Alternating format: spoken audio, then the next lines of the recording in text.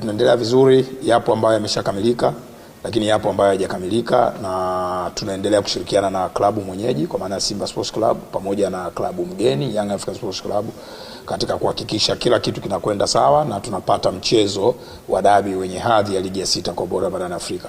So far yale ambayo ni ya msingi yalipaswa kuwa yameshakamilika. Tunasubiri tu mengineyo ambayo yanaendelea kadri siku zinavyozidi kwenda. Ni uwanja ambao kwanza tunafahamu sote kwamba ni uwanja ambao unaendelea kutumika kwa michezo ya ligi, kwa maana ni uwanja unaokidhi matakwa ya sheria za mpira, lakini pia matakwa ya kanuni za ligi.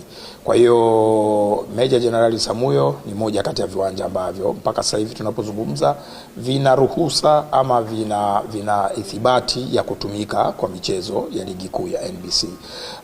Lakini kwa sababu ya upekee wa mchezo ni lazima na sisi pia tufanye jitihada za kuhakikisha tunafuatilia masuala mengine, sababu pia tunafahamu kwamba kama ulivyosema ni mara ya kwanza uwanja unatumika kwa mchezo wa dabi, na tunajua ni mchezo ambao unavuta hisia za watu wengi sana watajitokeza uwanjani siku hiyo. So tayari idara yetu ya compliance imeshatembelea uwanja kwa ajili ya kufanya ukaguzi.